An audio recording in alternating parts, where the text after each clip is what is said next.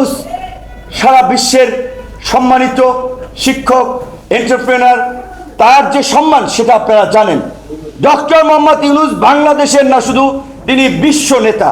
কাজী আমাদের লিটন ভাই যেটা বলেছেন, বাংলাদেশের মতো, আমি চ্যালেঞ্জ দিয়ে বলছি, আপনারা দেখান বাংলাদেশের মতো কমিউনাল হারমোনি বা সাম্প্রদায়িক সম্প্রীতি পৃথিবীর কোন দেশে নাই। ইউরোপ, আমেরিকা তো ব্ল্যাক অ্যান্ড হোয়াইটের যে আপনার বৈষম্য অনেক ক্ষেত্রে দেখেছেন। ওই যে কিছুদিন আগে আপনার জর্জ ফ্লয়েড নাজর কাকে আমেরিকাতে যে একজন কৃষ্ণাঙ্গকে মারা হলো পুলিশ, সেটার দাবিতে কি আন্দোলন হলো, পুলিশি ব্যবস্থা সংস্কার হয়ে গিয়েছিল। কাজী আমেরিকাতে এটা হচ্ছে, কিন্তু বাংলাদেশে ধর্ম, গোত্র, বর্ণের ভিত্তিতে কোনো সংঘাত, সহিংসতা, কোনো বিভাজন বাংলাদেশে হয় না, হবে না, ইনশাল্লাহ এটা আমরা বলতে পারি। কিন্তু ইন্ডিয়া তার নিরাপত্তার স্বার্থে তার যে ক্লোজেস্ট 4,500 বর্ডার শেয়ারিং কান্ট্রি, বাংলাদেশকে নিয়ন্ত্রণে রাখতে, চাপে রাখতে তাদের বিভিন্ন এজেন্টদেরকে এখানে তৈরি করে, আর্থিকভাবে পৃষ্ঠপোষকতা করে, অ্যাম্বাসিতে নিয়ে একটা প্রোগ্রামে দাওয়াত দিয়ে, অ্যাম্বাসিডারের সাথে খাতিল করে তাদেরকে দিয়ে এইখানের এই কমিউনাল হারমোনি ব্রেক করার জন্য, নষ্ট করার জন্য, সাম্প্রদায়িক সম্প্রীতি নষ্ট করার জন্য, সাম্প্রদায়িক বিভাজন এবং সাম্প্রদায়িক সংঘাত ঘটিয়ে থাকে। একদিকে তারা পার্বত্য চট্টগ্রামের বিচ্ছিন্নতাবাদীদেরকে অস্ত্র দিচ্ছে, ট্রেনিং দিচ্ছে, মিজোরাম, মণিপুর এই সমস্ত অঞ্চলে। আরেকদিকে আবার তারাই কিন্তু ওই যে সন্তু লারমা বাহিনীর সাথে যে শান্তি চুক্তি হয়েছে, এটা তো ইন্ডিয়ার মধ্যস্থতা হয়েছে, আপনারা তো জানেন। রাষ্ট্রীয় পলিসি বুঝতে হবে, রাষ্ট্রীয় নিরাপত্তা বুঝতে হবে। আবার ইন্ডিয়াই তাদেরকে, শেখ হাসিনাকে দিয়ে এই শান্তি চুক্তি করিয়েছিল সে সময়। তার মানে পরিষ্কার কথা, এই দেশে যারা বাস করে পাহাড় থেকে সমতল সবাই এই দেশের নাগরিক, হিন্দু, বৌদ্ধ, খ্রিস্টান। আমরা আপনাদেরকে কথা দিচ্ছি, আমাদের অফিস আলরাজির 2 তলায় একজন মানুষ যদি ভুক্তভোগী হয় তার পাশে আমরা দাঁড়াবো, রাজপথ থেকে শুরু করে সমস্ত জায়গায়। কিন্তু দয়া করে দেশ অস্থিতিশীল হয়, বিদেশিরা ফায়দা নেয়, দেশে সংঘাত, সহিংসতা, নৈরাজ্য তৈরি হয়, এই রকমের কোনো কাজে কেউ সমর্থন দিন না, এটা আপনাদের প্রতি আমাদের অনুরোধ থাকবে। একই সাথে এই সরকারের অন্যতম একটি কাজ হবে, এই যে গত 53 বছরে ভারতের চর এবং এজেন্টরা এই দেশের প্রত্যেকটি সেক্টরে যেভাবে ঝুঁকে আধিপত্য এবং দখলদারি অবস্থান তৈরি করেছে, তাদেরকে চিহ্নিত করে রাষ্ট্রদ্রোহিতার অভিযোগে বিচারের মুখোমুখি করা। ডক্টর মোহাম্মদ ইউনূস সাহেব যে কথা বলেছেন, এই যে বাংলাদেশের রাষ্ট্রীয় পলিসি নির্ধারণ হয়ে গিয়েছে এক প্রকারের।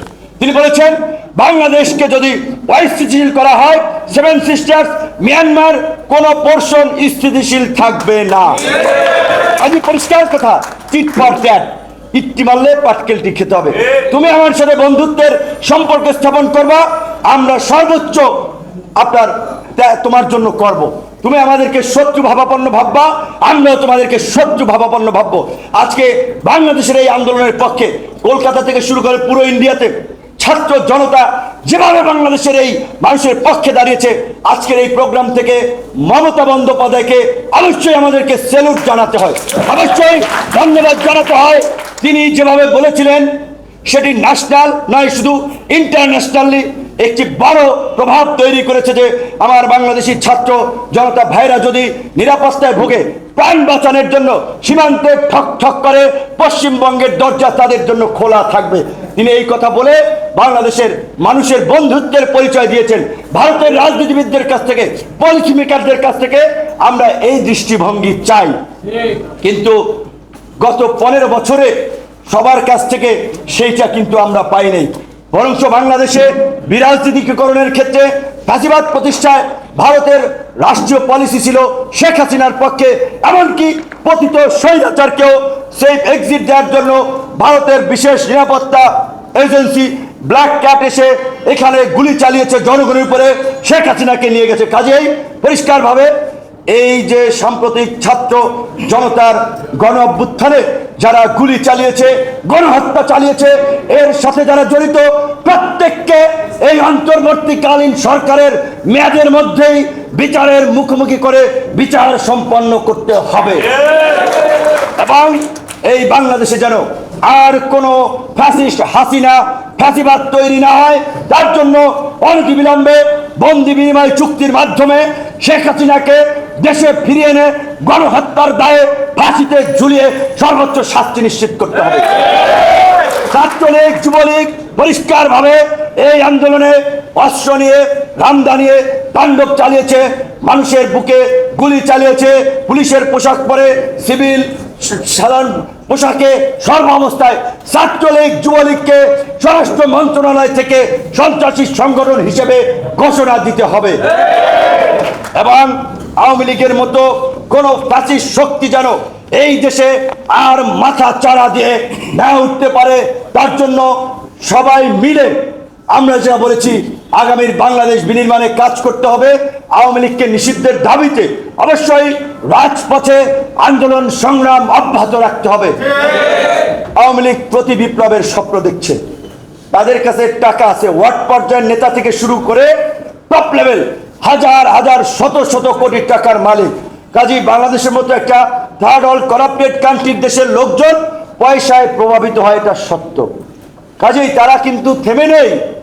শেখ হাসিনা হিটলারকে ছাড়িয়ে গেছেন, ফিরাউনদেরকেও ছাড়িয়ে গেছেন। ফিরাউনকে হেলিকপ্টার থেকে গুলি করছিল? নমরুদকে এইভাবে মানুষ মারছে?